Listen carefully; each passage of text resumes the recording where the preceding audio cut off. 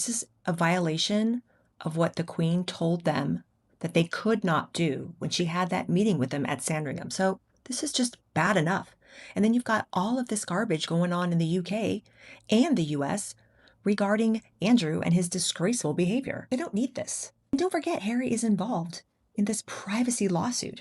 How many lawsuits has Harry been involved in the last 6 years? And now the latest, there's a primary witness for Harry's team, Gavin Burrows, who they're now treating as a hostile witness. And why is that? Because Gavin Burrows is claiming that this 2021 confession of illegal information gathering that he gave to Harry's legal team, that's what they built their entire case on now as it's playing out in the court. He's saying that that was a forgery, that it was completely false, and that he never made those claims.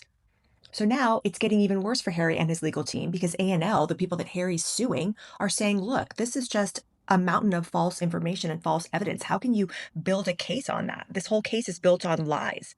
Harry wants to try to rely on this earlier testimony of this Gavin Burrows, who's now claiming, no, this is garbage. Not only that, it gets worse. All the outlets in the UK are now saying that Harry's legal team, according to Burrows, Gavin Burrows, one of the representatives in the team made a death threat to him. Now, mind you, Harry's team is saying, oh, we've heard that supposed voicemail that Gavin Burrows has alleging this threat, but it's Burrows himself, so it's false. But still, point being, this is all messy. This is all completely unhinged.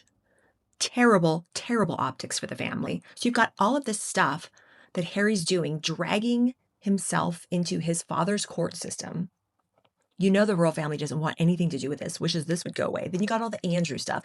And then a little cherry on the sundae of Meghan and Harry's slop and Andrew's slop is this now. We've got these as ever chocolate bars that she's trying to sell.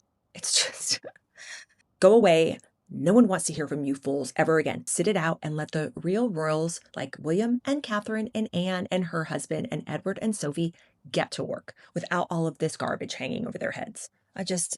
Consider this a public service announcement. Charles, this is what you're allowing your family to be reduced to.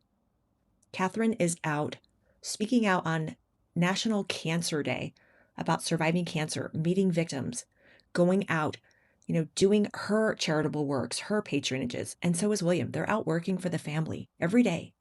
And then you've got these two goons in Montecito shilling her wares.